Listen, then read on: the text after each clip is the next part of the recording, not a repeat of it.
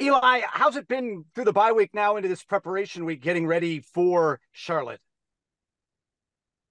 The bye week has definitely been nice. I think from a physical side of things, just being able to step back a little bit and kind of let your body recover. It's been a busy few weeks so far, starting off the season. So it's definitely been nice having some time off to recover. And at the same time, I think it just gives us a lot of time as a team to prepare for Charlotte. And I think that's just it's going to bode well for us. What have you seen from the Charlotte defense, especially in their last couple of games? The defense has really stepped up. Yeah, I think I've been pretty impressed by them so far, watching film. I think one thing they really take pride in is their physicality. I know that's something that their head coach talks about a lot. And I remember playing in that game last year. It was definitely one of the most physical games that I played in last year. So, just kind of preparing myself for that. It's definitely going to be a physical game. And another thing I've noticed is their defensive backs are pretty talented. They like to come down and press the receiver. So that's something, kind of getting ready for something we don't get too much from other teams. So, looking to, been preparing for that. For all 5 weeks this season, why has this team been able to lock in on each game and really play to that mantra of 1-0? I think the biggest thing is the way we prepare and practice. As a team, we talk about a lot is we're going to practice a lot tougher than teams around the country. And I think if, other players from other schools around the country came to our practice, I think they'd be kind of shocked at the tempo and the physicality and the things we do in practice. And I think that really helps us prepare for these games, especially these physical games. We come in, we're not phased at all because it's stuff we've been doing in practice all week. So I think that's a big thing is the way we practice.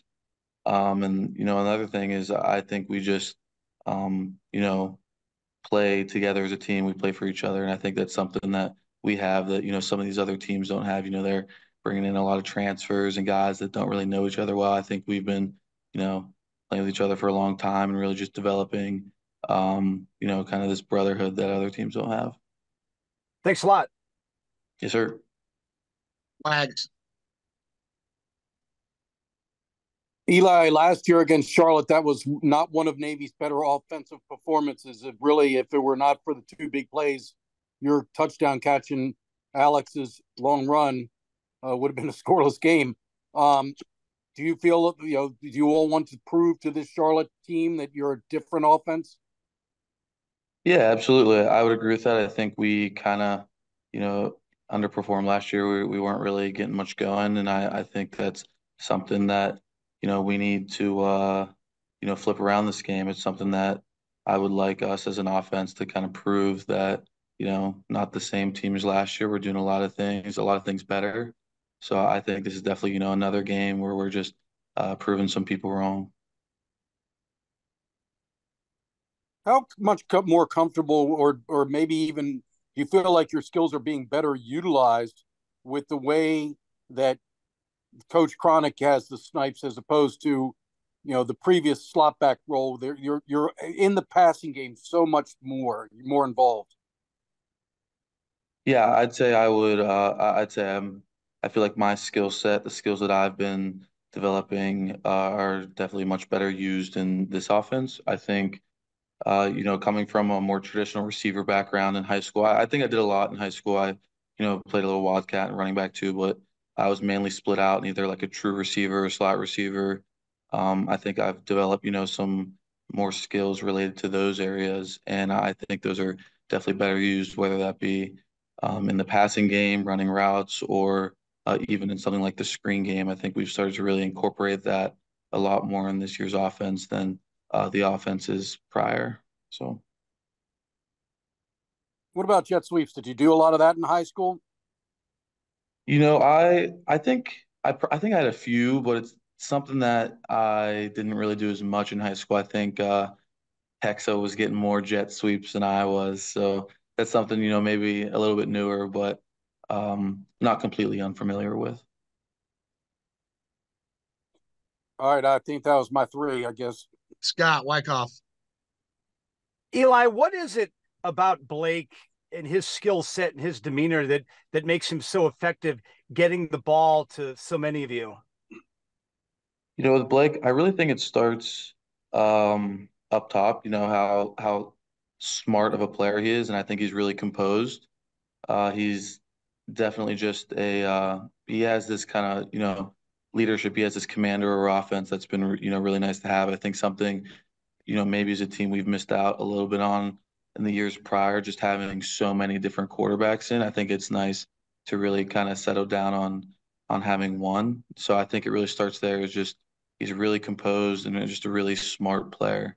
And then, physically with him, obviously he's shown this year how capable of a runner he is. I mean, he's, one of the fastest kids on our team. And when he gets going, I don't think there's many players that are, gonna be catching him. And I think that really helps is we have this run game that really just sets up these kind of, easier passes, you could say, downfield to the receiver. So I think it really starts, up front with our linemen and the ball carriers, and then that just translates into easier throws. So I think that's really what's been, helping me out and the other receivers out this year. And what is it about Coach Cronic that's made his offense effective with you guys, that he's been able to explain it to you and make you guys so comfortable in something that's been so new? Yeah, I agree. I think we've done a really good job as a team, kind of just transitioning from one offense into another, and it definitely does start with Coach Cronic and our other coaches. I think Coach Cole's really had a fantastic impact on my position group, and I think it starts with the obviously in practice, where I think we're just, practicing a lot and with high tempo, and that just makes it so when we go into the games, it's just it's pretty easy, frankly. And I think another thing too is, and I'm sure a lot of people agree with this, is the way he sets up his plays. I think where we set up, the pass with the run and the run with the pass. I think it just all kind of complements each other very well, and I think that's a big thing that kind of just makes our offense really tricky. And is that true when Brandon makes a big play? Do you sometimes find that, there's a focus maybe on him that maybe it will open something up for you? Yeah, I think that can be said with, Brandon and with Blake or with Alex. I think, there's a lot of different players and a lot of different things that, teams have to game plan for. And like, I wouldn't want to be a defensive coordinator trying to look at all the things that, we're doing on offense and all the different, players that we have. And I think that definitely does make it easier on us. They're got to focus on something, so that opens up other things for sure. Thanks. Yes, sir. Wags. I was going to ask you about the offensive line. That's a unit that received criticism in the last few seasons when Navy's offense was not performing very well.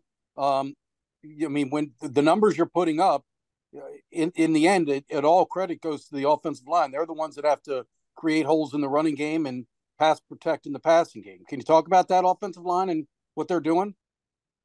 Absolutely. Kind of just, I've been extremely impressed with them. I think this year they've really just taken it to another level in their preparation. Again, I've said a few times, but really just start the way they practice. I don't know.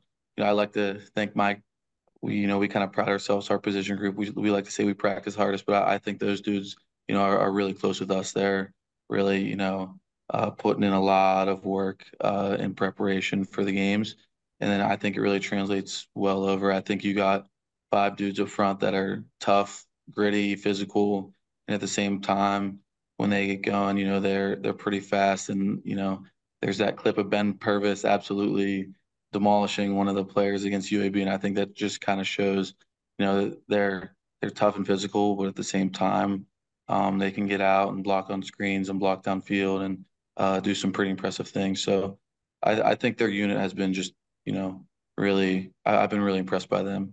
I think that also goes to show Coach G has really done a great job. He brings a lot of energy and a lot of passion to it, and he's an exciting person to be around for sure.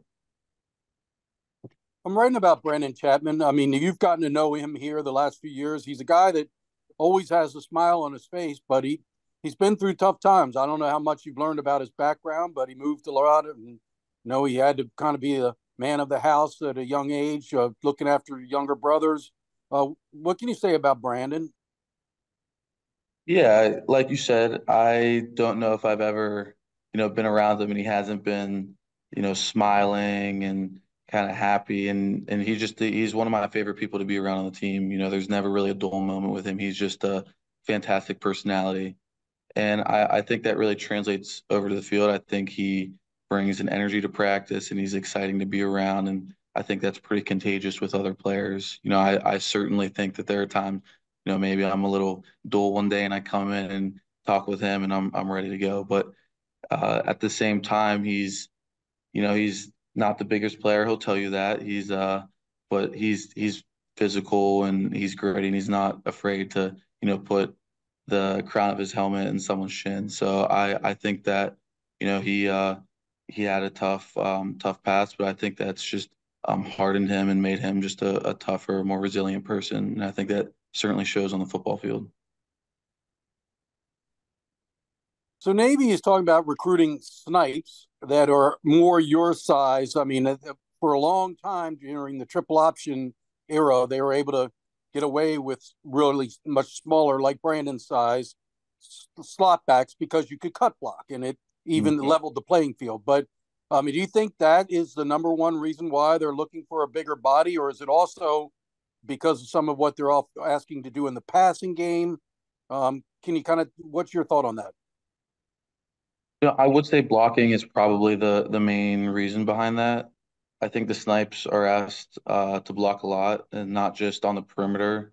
You'll pretty frequently see us go in and block, a linebacker, even kind of zone block a D lineman. So we're blocking all over the field, blocking some bigger bodies. So I think certainly having that bigger frame, some more length, and some more just kind of weight on you will help with those blocks that we're being asked to do. So I think I would agree and say that blocking is probably 90% of that. And I think just with having a bigger frame helps the quarterback out, being a bigger target, having a bigger catch radius. So I think that kind of plays into it a little bit too. But I would say the main thing is probably blocking. Did you get any kind of award for your amazing catch against Air Force? I mean, did that get on Sports Center top 10 plays, Strauss? It did not, unbelievably. Unbelievable. He did no recognition anywhere of that great catch.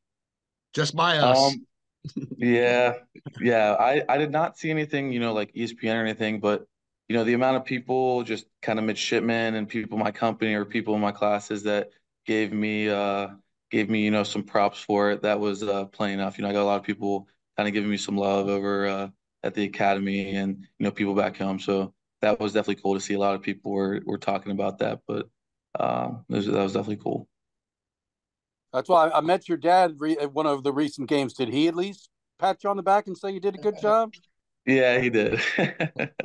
Yeah, I think he's usually the first person to kind of give me some praise, but at the same time is probably the first person to give me some feedback when I'm not doing so well. So he's always in my corner for sure. Coach, what have you seen as you've looked at the film of Charlotte, especially the last couple of weeks? It seems like their defense is really starting to button down. Yeah, they're a good looking team. I mean, it's you could argue in some ways this may be the best defensive team we played. They're long and athletic. They played several guys, and they're playing with they're kind of hitting some confidence there. They're playing well and they're playing well offensively too, which helps too. So it's that right now I think they're feeling pretty good about themselves, and they should. And it's a great looking football team, long, athletic, and they play hard. And yeah, they they got our attention for sure. Aside from the service academy games, Eli said these guys might be some of the toughest guys that they went up against last year, just physically. I would agree with that. Going back and watching last year's game, I think last year Navy scored twice, and both were big plays. It was tough sledding most of the day. They did a great job. You know, playing responsibility ball. Playing their responsibilities and running to the ball and keeping things in front of them. So yeah, I mean it's a challenge. We have been for 2 weeks. We have been trying to figure them out. Was it nice to give Blake a chance to just physically get rested and also rest his arm? I think so. I think it's just letting him, because he gets hit more than a lot of quarterbacks do, and you know, having a few bumps and bruises, just the normal wear and tear of the season. Just let him kind of just get a breather on some of that. And so we gave Braxton and Jackson a lot more reps last week, which is good for them, in their development.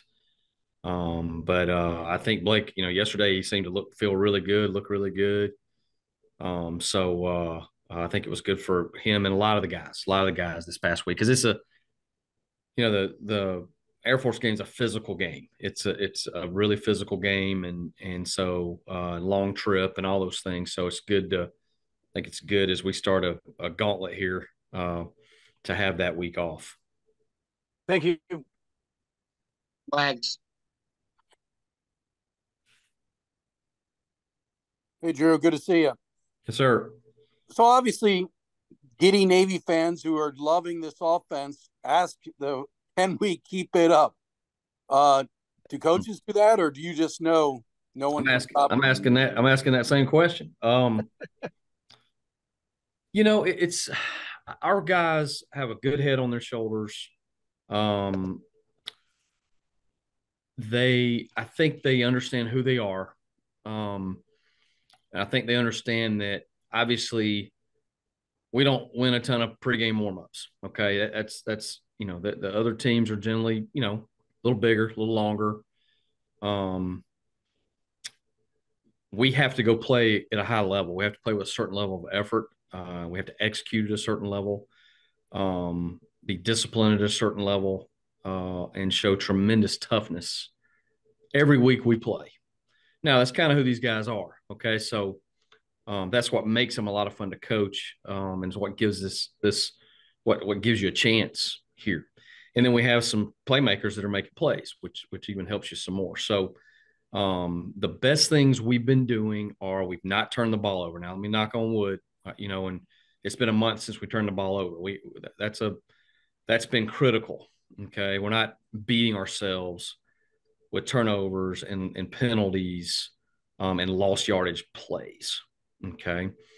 Now it's going to get harder, as defenses see you. There's only so many things you can do. You can't be good at the history of football in your offensive schemes, right? I mean, they're going to start to, the more film you see on us, you get a better handle of what we are and what we're doing. So we try to stay one step ahead and have little wrinkles and do different things.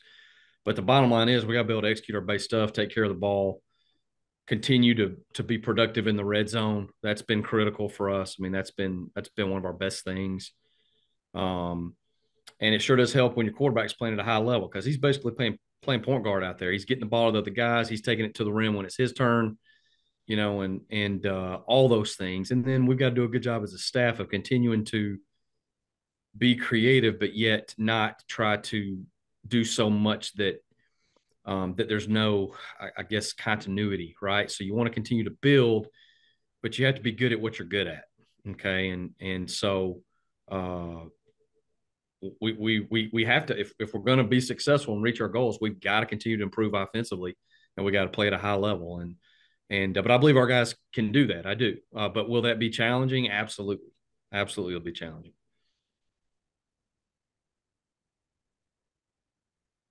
So over the years, during the triple option era, we saw what, there was a whole, a bunch of things defenses did to try to throw off the option, the mesh charge, sending, having linebackers follow tail motion. I mean, there's all sorts of different strategies for how to try to confuse the quarterback's reads, etc. This isn't exactly the same thing, but in all your years of running your offense, have you kind of started to see a pattern of what defenses try to do to, take things away from you or cause disruption? Well, I think just like we have to be who we are, defenses have to be who they are too, and so um I feel like probably people do the best job defensively when they just go run their defense, have a few wrinkles, and play sound disciplined football instead of trying to come up with a whole new plan, so that's hopefully we do enough different things, and with the combination of triple option possibilities, uh the ability for our quarterback to put the ball in different places, ability to be in the gun, under center, be able to shift those things and show you a variety of things makes you a little simpler, defensively. It probably should, so you don't give up, because if you try to do too much defensively, you'll turn something loose. So that's been my experiences. First of all, really good players helps. Okay. So there's been times where over the years, if we played somebody and man, we got them right here, and then they took a tackle and threw them at the quarterback, it's hard, so I think if when you're playing against really good players and they do a sound job running their scheme, doing what they do, that gives you the best chance defensively, offensively, whatever. Whether I could say there's a pattern or something, I don't know that I could say that, but I still think it's about us executing. I really think that. I think it's about us being the best we can be, focusing on that. We need to understand what the defense is doing schematically. We need to understand who their good players are and what they do well, and then give a good plan to our guys, and then we have to go execute. It's all those things together. So undoubtedly, you watched the Navy Charlotte game from last year, and that game set offensive football back half a century.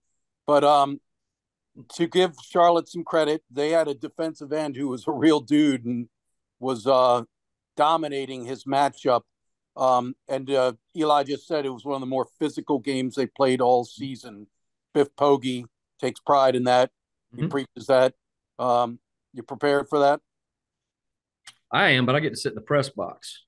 So I think we understand. This is a really good team we're getting ready to play against, and we gotta, you gotta dictate kind of what they do. You got to make them uncomfortable, and all that. But they're going to have good players, and they're going to make some plays. We got to be patient. We got to continue to execute. But they are certainly doing a great job over there, and you can see in the second year of Coach being there, that they're getting better and believing in what they're doing and playing at a higher level. I mean, they beat the dog out of East Carolina. Okay, they beat them bad. And they played against some really good teams. When you look at the competition they played against, James Madison's really good. Indiana's really good. I could go on. I mean, so they played against some really good teams and some really good players. This will be, like I said, this will be quite a test. It will be a great, but I'm looking forward to that. I think the guys are too, but I think our players understand that. I think they understand what's coming in here this Saturday. Thanks, Coach. I'll pass it back. Pete, Matt Hurst. Coach, you're 5 games, into the, headset era. Have you settled into a rhythm yourself now, through that, period until the, headset clicks off? And how is, in your mind, your quarterback handling the time period after it clicks off right now, making any adjustments that may need to be made before you snap the football? That's a great question. I really like the way we're able to communicate directly with the quarterback. I think you can overdo it. I think you want to get the play, in his ear, and then maybe one reminder.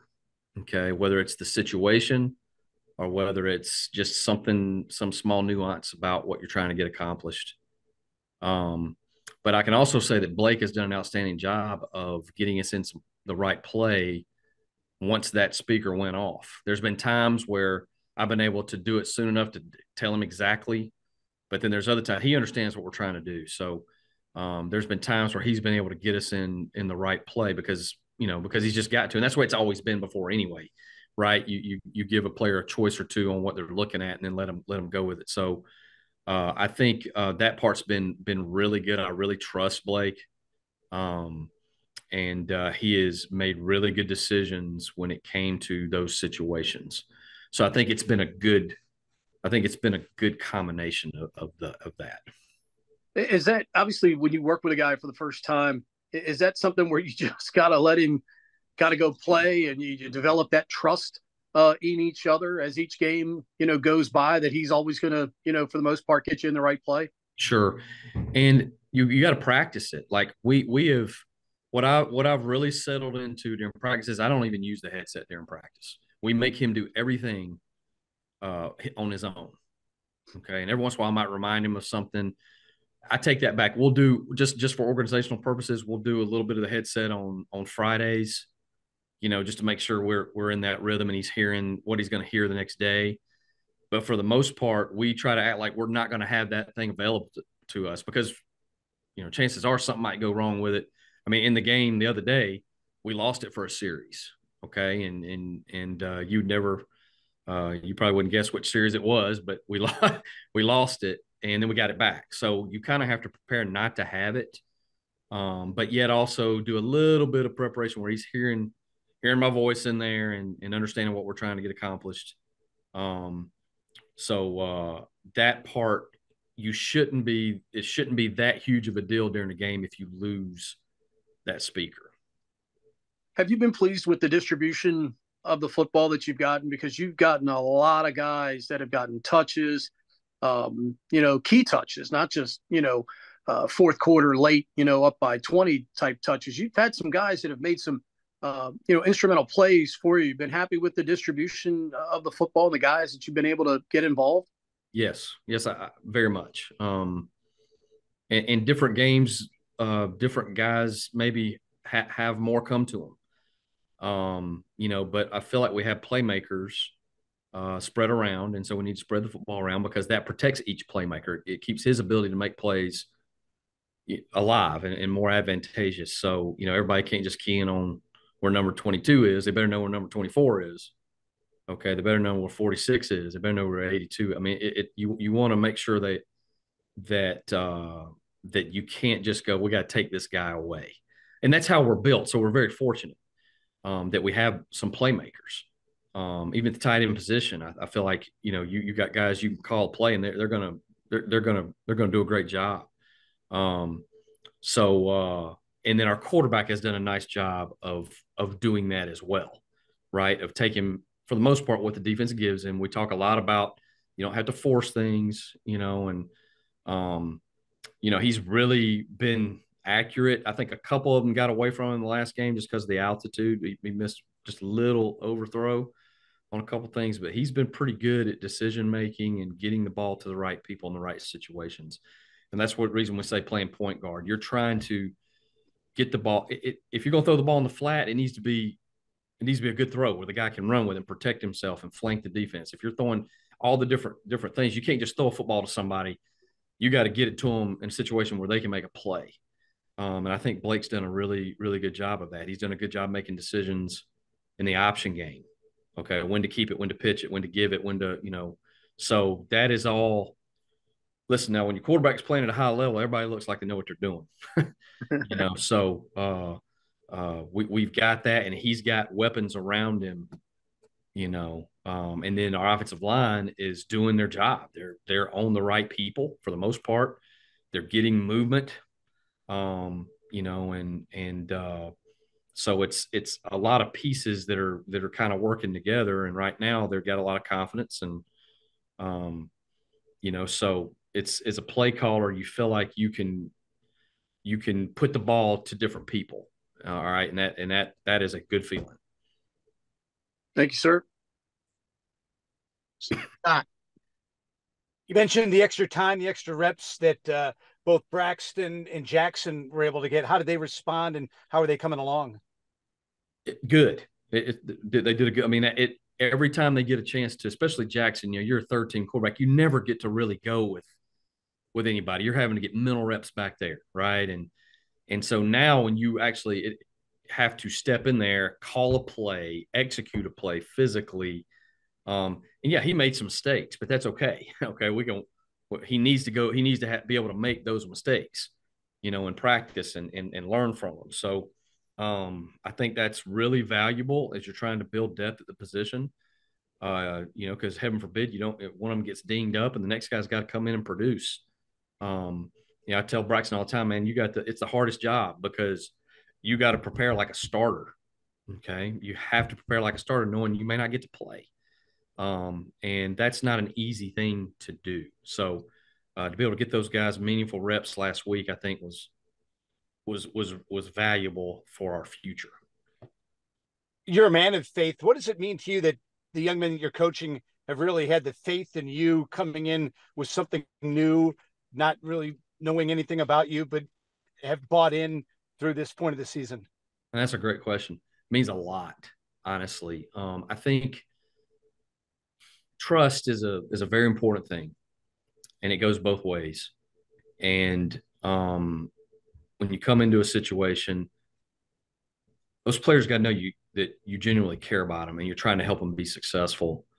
And it's not just about the scoreboard. Okay. I just think that's how we're supposed to be, as people. And, you're trying to honor the Lord by the way you care about other people. Okay. And so I am certainly not perfect. I get fired up, and I want to win. But I think as long as those guys know that whenever I'm getting after them, or any of us are getting after them, it's because we want to see them be successful and we believe so much in them. So this isn't a place I probably yelled and screamed the least I've ever yelled and screamed here in the past, 9 months, because our guys want to be good and they want to do it right. And they care greatly about each other and helping each other be successful. So now them having some success helps that glue to dry. Okay. That's really important. Now it's such a huge thing to be able to come in and put in something and them see themselves improve and them see themselves have some success versus our defense, who is very challenging to go against in spring practice in the fall. And then now to have that faith rewarded with some good stuff on Saturdays. Okay, man, that makes that glue dry. And so what's kind of what have we got to find out about ourselves? Hey, when it gets hard and we're not just out there, moving the ball up and down the field, how are we going to respond in that moment? Okay. And I believe that they will respond well. I think they'll double down. I think they'll keep fighting, and I think they'll keep believing in what we're doing, because that time's coming. Very well could be this Saturday. So that's what you want. You want to build that trust over time. You want those guys to have success because they deserve it. And it means a lot to me that I do think right now that they think we can do anything. They think we can do anything together. Okay. And that is so critical when you're trying to reach these goals, right? And you're going to have challenges in front of you. So I'm very thankful for not just the players, but the other coaches on the staff, like the assistant coaches that were already here. I mean, we have a great time together, and they all bring something to the table. Everybody has value. They have great ideas, and we're able to mesh all those things together. So relationships, man, there's nothing more important, okay, than your relationship with, I believe in Jesus Christ, and then your relationship with the people around you that you're trying to help them be the best they can be and care about them. The winning takes care of itself, I think, when you do things that way. Thanks, Coach. Good luck. Wags.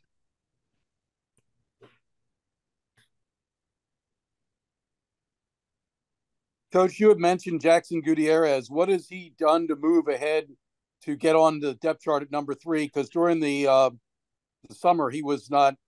And there was the two other young quarterbacks were more in the mix. He's been a little more consistent, especially in the throwing game.